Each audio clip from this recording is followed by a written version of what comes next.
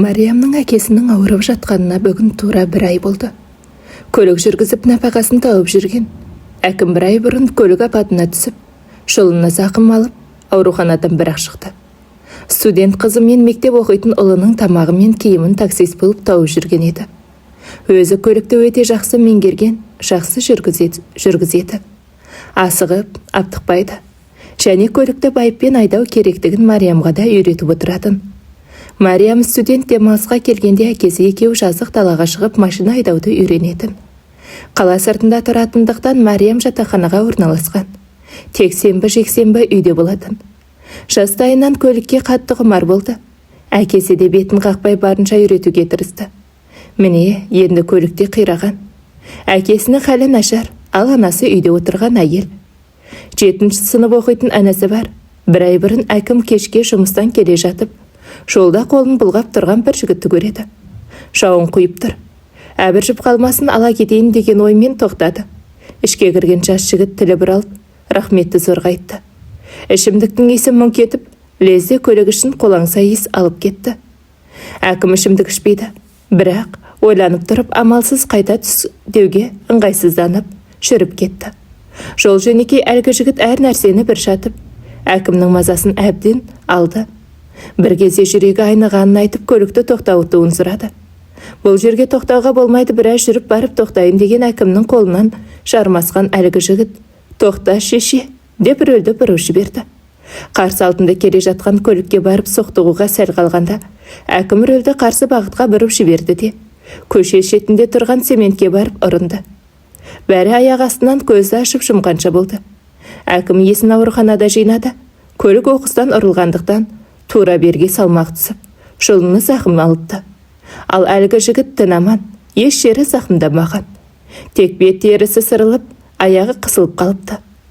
Ақсаңдап көрші палатада жүр. Жайсыз хабарды естіп, үй іші түгел ауруханаға жиналды. Әкім есін жинаса денелері қақсап барады екен. Бірақ аяғы жансыз сияқты ауруды сезер емес. Себебін сұрап еді, уколдың әсері деді. Мариям анасы мен інісін отырғызып, өзі дәрігермен сөйлесті. Қазір жан сақтау бөлімінде деп, ертерек ота жасамаса болмайтынын айтты. Мариям ойланып жатпастан қол қойып жіберді. Ал апатқа жауапты әлгі жігіт келіп, басы салбырап кешірім сұрады. Онымен сөйлесіп отыратын уақыт жоқ деп Мариям әкесін көруге кірді. Есін бір жинап, бір талықсып, әкесі қиналып жатыр екен. Не керек, ота жасалынды, әкім аман, бірақ аяқтары жансыз қалды. Белінен төмен сезбейді, ауруханадан шыққан соңда үйінде 1 ай жатты. Мариям оқуын жалғастырмаса болмайды, жұмыс істемесе тағы да болмайды. Қаражат жағынан қинала бастады. Ағайын туыс-дос жаран қашанғы берсін, олардың да өз отаны бар. Шындап келгенде Мариям көмек сұрағанда емес, өздері келіп беріп жатты. Ауыртпалықтың бәрі өз мойнына түсіп тұрғанын Мариям жақсы білді. Сондықтан да оқуын 1 жылға тоқтатып, жұмыс іздеуге кірісті. Қалада жұмыс көп, 2 қолға 1 күрек деп білекті Сыбандыда 2 жерден жұмыс тапты. Күндіз қымбат ресторанда, даяшы түнде магазинде сатушы болып істеп жүрді. Соңғы кезде қатты зорыққаннан түтігіп кеткен. Әкесі қызының мына жүзін көріп, ернін тістеленгеннен басқа ештеңе қолынан келмеді.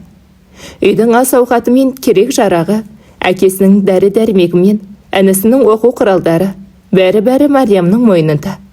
Анасы да жұмыс істемекке бел буып еді.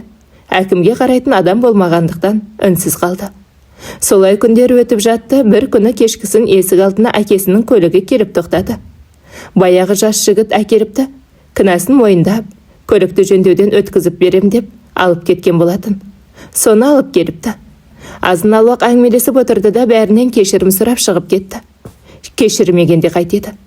Одан қанша ақша сұрағанмен әкесінің денсаулығын сатып ала алмайды ғой. Керек кезде көмектесіп тұрамын, хабарласыңыздар деп нөмірін қалдырмақшы еді. Мариям бас тартты. Мариямның сұсты жанарынан қаймыққан жігіт үнсіз шығып кетті. Мариям әкесінің жанына келді деп, ап, машинаны маған бересің бе? Неге? Мен айдаймын. Сен жақсы жүргізгенмен көлігің жоқ қой. Аламын. Қара жұмыс жасағанша такси айдайын. Қой, оның не? Такси несі? Рұқсат етпеймін. Пап, жоқ. Әңгіме осымен аяқталды. Мариям үнсіз бөлмесіне барып ұзақ ойланды. Бәрібір дегенінен қайтпаймын деді ішінен. Қалайда ақша топтап, куәлік алуым керек. Есіне әлгі жігіт тастап кеткен ақша түсті. Бір айда Мариям куәлік алып үлгерді. Өзіне сенімді, басында әкесіне айтпай қала шетінде айдап келетін. Біртіндеп қалаға да кіріп шығып үйренді. Қаланың көшелерін, ой шұқырын жаттап алды. Бүгін барып ойын әкесіне айтып көрмекші. Анасының хабары бар, бірақ әкесі не дер екен. Кешкі астан соң Мариям әкесінің бөлмесіне кіріп, екеуі біршама уақыт сөйлесіп отырды. Әкесі төсекке таңылғалы Мариям сырттан келсе, әкесіне жаңалық айтып, көрген білгенін айтып көңіл аулайтын. Бүгінде әңгімені алыстан орағытты. Тоқ етерін соңында айтып, рұқсат сұрады. Қызым, қазір куәліксіз жүру өте қиын болып кеткен. Пап, мен алып алғанмын. Қашан? Сізге айтсам рұқсат етпейді ме деп ойладым. Қара жұмыс істеп, берген тиын тебеніне қанағат тұтқанша, емін-еркін өз жұмысымды жасайын. Егер уақыт болып жатса, басқа жұмыста қарастырып көрермін. Өзіңді олай қатты шаршатпа қызым. Жарайды, көлікті ала ғой, бірақ тек бір шартпен, кешке жүргізбейсің. Бірақ папа, таксидің жұмысы қайнайтын кез түнде ғой. Айттым, бітті, жарайды. Осығанда шүкір деп, Мариям қуанышты жүзбен бөлмесіне кіріп кетті. Ертеңіне ақ жұмысқа кірісті. Күнмен үрілде отырды, түскі асын көлікте отырып ішті. Алғашқы күні табысты оралды. Бірақ нақты айлық емес, бір күн олай, бір күн бұлай табыс тауып жүрді. Таксиге отырғандар алғашында біртүрлі көзбен қарайтын. Кейін Мариямның еті үйреніп кетті ме, мән бермейтін болды. Мариям осылайша такси айдап үйін асырады. Күндіз қала ішінде такси айдайды, кешкісін үйіне келіп тамақтанып, көлікті тастап баяғы жұмысы магазинде сатушы болуға кетеді. Соңғы кездері тым шаршап жүр. Ұйқысы да қанбайды, анасы іштей сезеді. Бірақ айта алмайды. Айтқан күнде де Мариям ешкімді тыңдамайды. Әкесі айтқанмен шаршап жүргенін жоқ деп құтылады. Бүгін дүйсенбі дем аламын деп жұмысқа шықпады. Түске дейін ұйықтады, әжептер ұйқысы қанып, шаршауы басылып, көңілді оянды. Түскі астың үстінде анасы бір әңгіме қозғады. Әкім, саған үкіметтен қаржылай көмекке құжат тапсырсақ қалай қарайсың деді. Ішіп отырған шайіне шашылып қалған әкім үнсіз қалды. Орнынан тұра алмай жатқанын уақытша деп ойлап, әлі аяққа тұрып, отбасымның панасы болып, бәрін өз мойныма аламын деп ойлаушы еді. Мына әңгіме өңменінен өтіп кетті. Мүгедек екенін енді сезінгендей, іштей көңіреніп кетті. Айтарға сөзі болмай жүрегі қанжылап, басын изей берді. Бүгін демалдым, түстен соң барып біліп, қайтайын қандай құжат керек екенін деді Мариям. Үй ішінде үнсіз келісім болды. Қазір әкім мүгедектікке байланысты пенсия алады, ол да бір жыртықтарына жамау болды. Дәрі-дәрмек ас ауқаттарына жетіп тұрады. Әкім өмірдің бұл сынағына да мойынсынды. Күндердің күнінде екі аяғы бірден істемей, төсекке таңылады деп кім ойлаған. Күндері өрімде жас қызға қарап қалды. Қызы бой жетіп отыр, қыз жат жыртық емес пе? Қашан өз отбасын құрып кетеді. Ата-анасын қарайлап, өз өмірін ұмытса не болады? Әкім осы ойлармен ұйықтап жүргелі біраз болды. Қолдан келер қайран жоқ, жүрегі қанжылайды. Мариям әдеттегідей бүгінгі таңға астан соң жұмысқа кетті. Такси тұратын тұраққа бара жатқан, асығыс шығып келе жатқан бір жігіт қолын көтерді. Ала кетейін деген Мариям көлігіне дереу тоқтатты. Көліктің алдыңғы есігін ашып жайғасқан жігіт қаперінде Мариямды аңғармай қалды. «Иә, қайда апару керек?» деген нәзік үнді естіп жалт бұрылды. Ойбай, сіз қыз ба едіңіз?» деп күліп жіберді. «Байқамаппын да ғой, кепка киіп алғанға дұрыстап та қарамаппын». «Не ғой, мен әлгі абдырап қалдым ғой. Мені жаңа құрылыс алаңына апарасыз ба?» деді. «Жарайды». Көлікте үнсіздік, Мариям күнделікті ойға шомып кеткен. Ал жігіттің бар ойы қызда, көзінің астымен ұрлана қарап қояды. Баяу үнмен музыка ойнап тұр. Ақыры әлгі жігіт шыдай алмай Мариямнан сұрамақшы болып, бір қырындап отырды да: «Сіз шынымен такси жүргізушісіз бе, әлде жолай менің тоқтатқанымды көріп ала кетейін дедіңіз бе?» «Өзіңіз қалай ойлайсыз? Енді қыз баласы мұндай жұмыс істемейді ғой дегенім ғой». «Неге олай ойлайсыз? Қыздар әлсіз дегіңіз келе ме? Әлде қолынан келмейді дейсіз бе?» «Жоқ, ондай ойым жоқ. Қазір қызда еркекте айырмашылық жоқ, айдай беретін болды ғой, ермекке». «Бәрі ермекке айдай бермейді», деді зілді дауыспен. Мұндай сөзді күтпеген жігіт: «Мүмкін», деді де үндемей терезеге бұрылды. Осымен екеуінің арасындағы әңгіме үзілді. Межеге жеткен кезде жігіт шырақ түскісі келмей қипақтап біраз отырды да Мариямның телефон нөмірін сұрады. «Оны не істейсіз?» деді қыз жанары дөңгеленіп. «Мен мына құрылыс алаңынан біраз зат алып кетуім керек еді.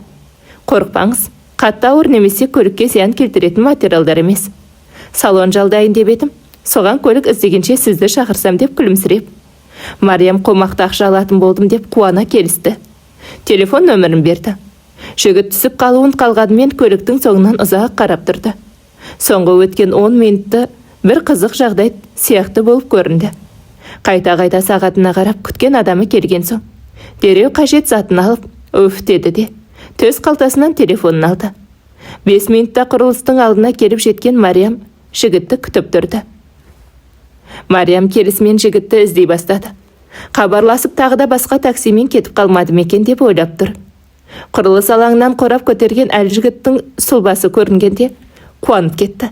Есікті ашып бәйек болып жүр. «Қанша зат? Багажында ашайын ба?» Жігіт аз-кем қызарақтап ұялып қалды. «Отыра беріңіз, өзім салам ғой, көп емес, 4-5 қорап. Үй ремонтына қажетті заттар ғой» деді. «Мейлі, ештеңе жоқ, ауыр емес қой. Симағанын багажға салайық». Екеуі тасып жүріп лезде-ақ қораптарды тиеп үлгерді. Қолын сулыққа сүрткен жігіт тағы біреуін Мариямға ұсынды. Қыз болса да мұндай зат алып жүру есіне келмеген. Мариям ұялып қалды. Екеуі көлікке жайғасты. Мариям оқуын тастағалы еркелігінде қыз екенін де ұмытқан.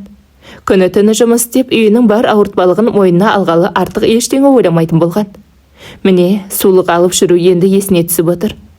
Жігіт әңгіме бастады. «Есіміңізді сұрамаппын ғой?» «Мәриям». «Менің есімім Олжас. Сізден бағаналы бері бір зат сұраймын деймін де, ренжітіп алам ба деп үндемеймін». «Сұрай беріңіз, менде өкпе жоқ, бәрі бауыр» деп қалжыңдады Мариям. «Неге такси жүргізушісі болып жұмыс жасайсыз?» Мариям осы сұрақты қоятынын біліп еді. Біраз үнсіз отырды да иығын көтерді. «Білмеймін, бұл әкемнің көлігі. Әкем таксист болатын, кішкентайымнан көлікке қатты қызықтым. Бұл ұзақ әңгіме» деді. Ендеше түскі ас ішіп отырып әңгіме қылайық. Түскі асты естіп Мариямның ішегі шырылдап кетті. Таңнан бері нәр сызбапты, келісе кетті. Анасына хабарласып түскі асты сырттан ішетінін айтты. Көлік кішігірім дәмхананың алдына келіп тоқтады. Мариям қаланы 5 саусақтай білем дегенмен бұл жерді білмейді екен. Мекен жайға Олжастың айтуымен келді. Дәмхана кішігірім болса да жанға жайлы, тыныштық. Адамдарда апыр-топыр емес. Кезегімен келіп тапсырыстарын алып кетіп жатыр. Бос орын жоқтың қасы болса да дәмхананың іші тыныштықта. Бейне бір жазықтық кең далада жүргендейсің. Шеткі үстелге келіп жайғасты. Олжас дереу дәмхананың ас дайындайтын бөлмесіне кіріп кетті. Мариям таңданып тұр. Олжастың дәмхана иесі екенін білмеген еді. Біраздан соң Олжас келіп жайғасты. Мариям мән жайды білгісі келіп оны сұрақтың астына алды. «Олжас, бұл дәмхана кімдікі? Жаңа ана жаққа еркін кіріп шыққаныңа қарағанда туыстарың ба?» деп қалдым әлде. Олжас ақырын жымиды. «Иә, бұл дәмхана менікі. Кішігірім болса да табысы жақсы шүкір. Негізі мен өзім туралы көп айтқым келмейді. Бірақ неге екенін қайтам, сенен ештеңе жасырғым келіп отырған жоқ». «Сонда сен білдей бір дәмхананың егесісің бе? Мүмкін әлгі құрылыста сенікі шығар?» «Иә» деді тағы да жымиып Олжас. «Мәссаған, онда неге жаяу жүрсің?» «Айтпағым, байлар күшті машина мінеді дегім келген еді», деді Мариям таңданып. «Мен бай емеспін ғой. Шай шаруамды дөңгелетіп жүрген бір кәсіпкермін. Көлігім бар. Сен айтпақшы, байлар мінетін көлік болмаса да қарапайым көлігім бар. Аздап бұзылған соң жөндеуге бердім. 2-3 күнде шығады бұйырса». «Мариям, негізі сен туралы әңгіме қыламыз деп едік қой», деп күліп Олжас. «Иә, мен сол өзің көріп отырғандай такси айдаймын» деп бастады әңгімесін Мариям. Екеу ұзақ әңгіме қылды. Мариям басынан өткен қиындықтарын барлығын айтты. Үнсіз тыңдаған Олжас қызға сабыр тілегеннен басқа ештеңе айта алмады. Күн ұзаққа отырған олар түс ауа дәмханадан шықты. Қажетті заттарды үлкен үйдің алдына алып келді. «Сенің үйің бе?» деді Мариям жымиып. «Жоқ, бұл ата-анамның үйі. Мен басқа қалада тұрамын». Мариям қысқа ғана уақытта бір түрлі Олжасқа бауыр басып үлгерді ме, түсініксіз бір сезім бойын билеп кетті. Басқа қалада тұрамын деген сөз көңіліне жайсыз дейіп, миына қайтып кетіп қалса ше деген қорқыныш барып үлгерді. Көңілі құлазып, үнсіз қораптарды көліктен шығара бастады. Осы кезде үйден бір қарт кісіге шығып, бұларға қарап тұр екен. Олжас барып анасын құшақтап, жас балаша еркелеп алды. Мариямды шақырып, анасымен таныстырып отырды. Мариям қарт ананың көңілін қалдырғысы келмеді. Үйге кіріп қонақ бөлмеге жайғасты. Үйдің сыртынан білінбейді екен, іші қан сарайы дерсің. Мариям таң тамаша болып жан-жағына алаңдаумен болды. Мұндай жиһаздарды тек журнал беттері мен телефоннан ғана көрген. Бір кесе шай ішіп, қайтуға асықты. Шын керек. Мына үй Мариямның мысын басып тастады. Тезірек сыртқа шықсам екен деп асықты. Бір байқағаны қарт анамен көмекші қыздан басқа ешкімді байқамады. Соған қарағанда Олжас көрші қалада тұрса, мына үйде анасы жалғыз тұра ма деп түсінбей басы қатты. Тез-тез қоштасып шығып кетті. Олжас та ілесіп бірге шықты. Қақпаның алдында қоштасып тұрып, $2 қағаз ұстатты. Мариям, бұның не? Мен мұндай бағаға такси айдамаймын. Әкемнен келген қанымды біреудің ала жібін аттау деген жоқ. Маған 5000 теңге берсең жарайды. Мариям, мен сенің еңбегіңді бағалап беріп жатырмын. Қыз баласы бола тұра қорықпай ер жігіттің жұмысын істеп жүргеніңе риза болып отырмын. Сені мүсіркегеннен емес, дұрыс түсінші деп Мариямның қолын қысты. Амалсыз ақшаны алған Мариям тез-тез көлігіне отырып жүріп кетті.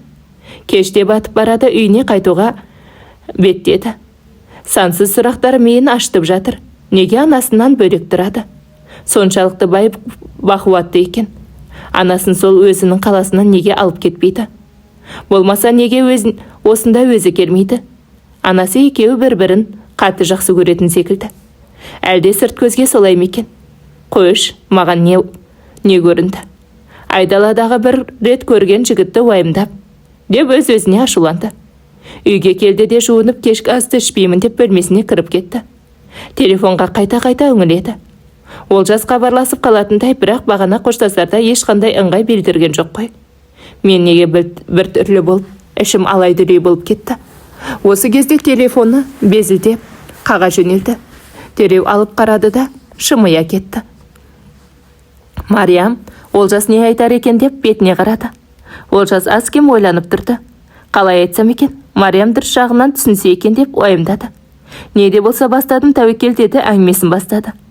Мариям, сен маған ұнайсың деді. Күлімдеген қыз ұялып басын төмен салып, Олжастың жүзіне қарай алмады. Әңгімені әрі қарай қалай жалғарын білмеген Олжас ағыда біраз үнсіз тұрды. Мариям, ау, маған деген азда болса сезім бар ма? Білмеймін. Мариям, сенен ештеңе жасырғым келмейді деп алғаш танысқан күні-ақ айтып едім ғой, есіңде ме? Мен саған бүкін ішімдегінің бәрін ақтарғым келеді. Отыр, тыңдайсың ба деді. Я, әрине, айта бер. Біз інім екеуміз ерте жастан қиыншылықты көп көрдік. Әкеммен 6 жас, інім 4 жас кезінде анам үшеумізді тастап кетті. Анам қиыншылықты көп көрген кісі. Кейін қайта тұрмыс құрмады. Бізді ойлап, өмірдің қызығынан, әйел бақытынан бас кешті. Негізі өзі де 50-ден енді асса да тым қажыған. Өмір оны ерте қартайтып жіберді. Біздің осы күнге жетуімізге анам себепші. Тірнектеп жинап, інім екеумізді оқытты. Қара жұмыс анамның денсаулығын алып бітті. Өстік, жетілдік. Кезек бізге келіп, інім екеуміз кәсіп бастадық. Шүкір, адал еңбекпен тапқан малдың қайыры бар деген. Ешкімнен кем емеспіз. Анам енді мені үйлендіріп, келін жұмсап немере сүйемін деп армандады. Мен студент кезден бірге оқыған бір қыз болатын. Бірге қыз жігіт болып ұзақ жүрдік. Үйленеміз деп шештік, ол да үнемі әкесі жоғын айтатын. Мұңымыз бір еді. Тойдың күні кесіліп барлық дайындық жасалды. Анамның қуанышында шек болмады. Бірақ Алла маған бұл бақытты көп көрді ме? Той болатын күні өгей әкесі құда болып келді. Кім дейсің ғой? 6 жасымда тастап кеткен әкем бізді тастап бір қызы бар әйелге кеткен еді. Енді алдымнан шығып тұр. Тойдың бәрі тоқтады, анам қарсы болды. Мен де қанша сүйіктімнен айырылсатынымды білсем де, мына сұмдықты шыдай алмадым. Содан кейін әкесі, сүйіктім болған қызды көрген емеспін. Басқа қалаға кетіп қалдым. Кейін інім үйленді. Қазір шүкір, анамның қолында тұрады. Інім мен келінімнің кішкентай сәбилері бар. Қазір отбасымен шетелге демалысқа кеткен соң, анамның жанына келген едім. Негізі Астанада тұрамын. Сонда кішігірім дәмханам бар. Енді анамның арманы мені үйлендірсем дейді. Денсаулығым жоқ, сенен де немере көріп кетсем деп, күнде құлақ етімді жейді. Шүкір, жылда емделеді. Денсаулығы қалыпты, бірақ анамның күннен күнге қартайып бара жатқанын сеземін. Деп аяқтады әңгімесін Олжас. Мариям не айтарын білмей үнсіз қалды. Іште Олжасты ұнататынын мойындағанмен, кедергілер де аз емес сияқты. Олжастың үйленбекші болған мәселе емес, түсінуге болады. Бірақ дәл қазір Мариям ата-анасы мен бауырларына керек екенін қалайша ұмытады. Әкесінің халі нашар, табыс көзі бір Мариямға қарап отыр.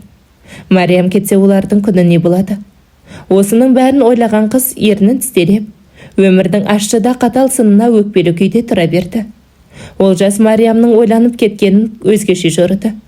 Мариям, мені үйленген деп кеудемнен итермейсің бе деп ойлаймын.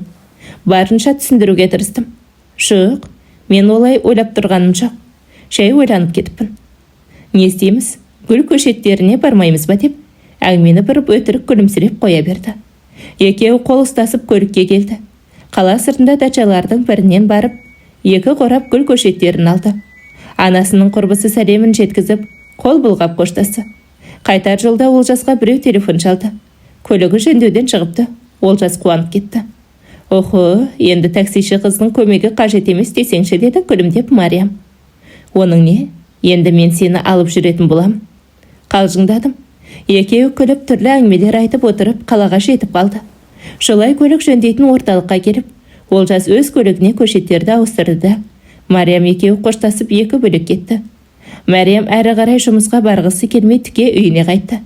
Үйіне келіп шаршадым деп жатып қалды. Анасы соңғы кезде Мариямның өзгеріп жүргенін байқап жүр. Бүгін жұмыстан келсе сөйлесерім деп ойлаған. Мариям тағы да бөлмесіне барып, жатып алды. Таңертең таңғы асын ішіп отырып, анасы Мариямға әңгіменің шетін шығарды. Қызым, соңғы кезде бір түрлі шаршап жүрген сияқтысың. Әлде бір уайымың бар ма? Әкеңді уайымдамасын деп, оған ештеңе айтпайсың білесің. Бірақ маған айтуыңа болады. Ештеңе жоқ, мам, жай шаршап жүрмін соңғы кезде деп, көзін тайдырып әкетті. Көрдің бе, қашқақтап тұрып жауап бермейсің. Ту, мам, ештеңе дедім ғой, деп күліп жіберді. Қызым, сөйлесіп жүрген жігітің бар ма?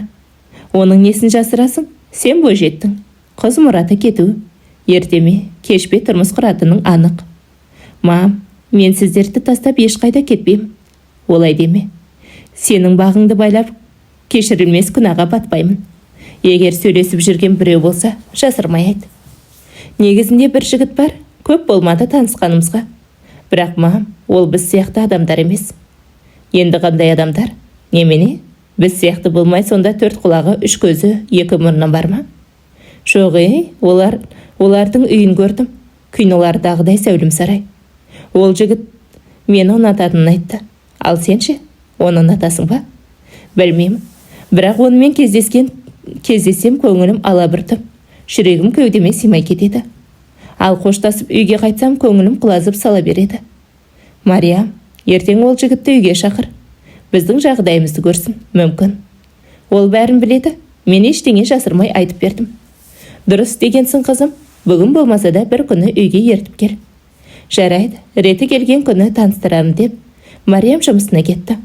Осылай жүргенде Олжастың інісі мен келіні демалыстан оралып, Мариямның да көңіл күйін түсірді. Екеуі түскі астарын ішіп отыр. Мариям ертең мен жол жүремін. Ол жақтағы жұмысымда тоқтап қалды. Неге көңіл күйің жоқ? Сен кетемін дегелі бір түрлі жақын адам кетіп жатқандай болып жүрмін. Мен соншалықты жақынмын басаған. Қатты бауыр басып қалдым. Онда менімен бірге жүрші, менің жанымда боласың. Ата-анам ше. Бәрі менің қолыма қарап отыр ғой. Қарайласып тұрамыз ғой. Тіпті папаңды Астанаға емдетеміз. Соңғы сөзді естігенде Мариям Олжасқа жалт қарады. Бұндай сөзді күтпеп еді. Бір ойы әкесінің жазылып кетуіне азда болса үміт ұшқыны пайда болды десе, бір ойы қалайша бөтен адамның мұндай үлкен сыйын қабыл аламын дейді. Мейлі, өзіне бөтен емес, бірақ әкесі не дейді бұған? Сан түрлі ойлар секунд ішінде менің бүкіл қатпарларын шарлап өтті. Оның ойын Олжастың қоңыр үні бұзып жіберді. Не ойлап отырсың, Мариям? Әлде менің сөзіме қарсысың ба? Жоқ, әрине, қуанып отырмын. Бірақ ата-анам не айтар екен? Жүр, дәл қазір барып сөйлесейік. Қазір ме? Иә, не қыламыз уақытты созып? Тек сен менің жанымда болсаң болды. Басқасының бәріне ризамын. Мен онда мамама ескертейін деп Мариям телефонын алды. Кішігірім үйдің қақпасының алдына бірінен соң бірі екі көлік келіп тоқтады. Оның бірі Мариям болса, екіншісі қара Вембо көлігі еді. Мариям мен Олжас үйге кірді. Бұлардың келетінінен хабары бар ата-анасы жылы қарсы алды. Анасы құрақ ұшып жүр, ал әкесі қызының бақытын тапқанына қанша қуанғанымен іштей қызғаныш бар еді. Иә, айта бер, есімің кім деп бастады әкесі. Олжас өзі жайлы барлығын айтты. Бұрын қандай тұрмысты, қазір қандай тұрмысты басынан өткеріп жүргенін, бәрін айтты. Тойы бола жаздағанын да жасырмады. Әкесі үнсіз тыңдады. Анасы дастархан жайып, кіріп шығып жүріп құлағы елеңдеп, бірін естісе бірін үлгермей жатыр. Менің жағдайымды көріп отырсын, өздігімнен қимылдай алмаймын. Мариямым жанына жалау болып, үйдің тізгінін өз мойнына алғалы, Құдайға зарымды айтып жатырмын. Мені алса сәлде болса жеңілірек өмір сүрер ме еді. Пап, олай демеңізші деп, Мариям әкесінің мойнына асыла кетті. Осы кезде сөзге Олжас араласты. Негізі біз Мариям екеуміз сізге бір жаңалық айтуға келдік. О не жаңалық? Деп анасы ерең ете қалды. Біз сізді Астанаға апарып көрсетсек деп едік. Мүмкін ота жасаса аяғыңыздан тұрып кетерсіз. Әкесі мырс етіп күлді де қойды. Ал анасы қуанғанын жасыра алмады. Қай ақшама емделемін? Онсыз да қызымның тапқанына ортақтасып жатқаным ішімді жегіде жейді. Қазір құжат тураласа жеңілдіктер қарастырылған. Жолдас балам хирург болып істейді деп өтірікті қойып қайда. Әрі-бері әңгімемен алдаусыратып, ақыры Мариям мен Олжас әкімді зорға көндірді. Келесі жетіде бұйырса Астанаға жолы тартатын болды. Бәрінен де анасының қуанышында шек жоқ. Әкімім баяғыдай өз аяғымен жүретін болды. Өзі барлығын қолға алады деп іштей еміренуде. Ал қаражат жағынан Мариям мен Олжастың бөлек ешкімнің хабары жоқ еді. Олжас бұл хабарды кетерінен алдын анасына айтпақшы. Мам, бұйырса ертең жол жүрем, бала шағаңыз келді. Енді менің керегім жоқ шығар деп қалжыңдады. Сондай әңгіме бола ма екен? Балама, ол не сөзің? Қалжыңдадым ғой мам. Астанада жұмыстарым қалып барады. Шақырып жатыр. Бірақ келесі жетіде қайтып келемін. Мұндағы жұмыстарыңа бола келесің бе? Елжасқа Олжастың інісін айтады. Тапсырсаң солақ реттейді ғой. Онсыз да бұл жақтағы тірліктерді Елжасқа берген мама. Мен басқа мәселемен келемін. Шайшылық па балам? Мам, өткен жолы есіңізде ме? Бір қыз маған көмектесіп жүрді ғой көлігім бұзылғанда. Әлгі таксиші қыз ба? Иә, сол қыздың әкесі көлік апатына түсіп, екі аяғы істемей жатып қалыпты. Сол кісіні Астанаға апарып көрсетсек деп едім. Ол кім? Жақын кісіміз бе? Біз неге танымаймыз деп кіріп шығып жүрген келіні әңгімеге араласты. Жақсылық қылсан Алладан қайтады балам, дұрыс деді анасы. Менің сұрағыма ешкім жауап бермеді ғой, деді келіні біртеп. Иә, бізге жақын кісі. Менің болашақ келіншегімнің әкесі, деді Олжас. Үйді бір сәт үнсіздік орын алды. Абдырап қалған келіні. Солай ма еді? Кешіріңіз, білмеген соң. Апа, естідіңіз бе?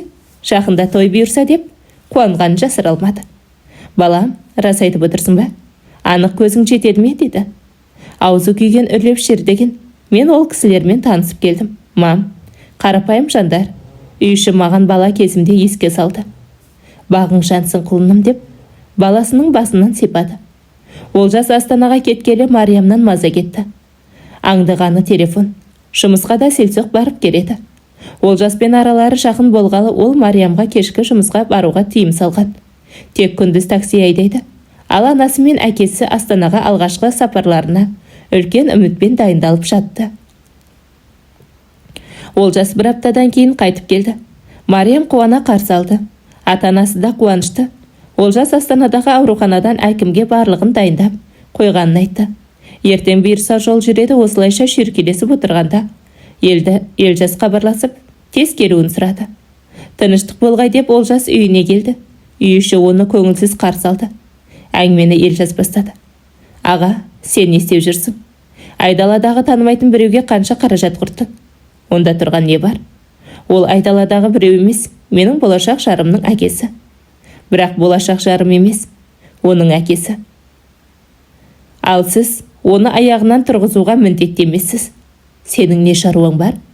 Тіпті танымайтын біреу болса да саған сауап керек емес пе деп ашуланып кетті. Сауапты жасайым десең, өз ақшаңа жасай бер. Ортақ кассаға тиіспе. Сен енді сенікі менікі дегенді шығардың ба? Ол ақшаны жалғыз өзің тапқан жоқсың. Менің де үлесім бар. Оны болашақ бала-шағамызға жинап жатыр едік қой. Біреуге қайырымдылық жасауға емес. Елжас, көзіңді шел басайын депті. Бала кезіңді ұмыттың ба? Анамыз қалай өсіргенінше. Ал анам бұл ісіме қарсы емес, деп анасына қарады.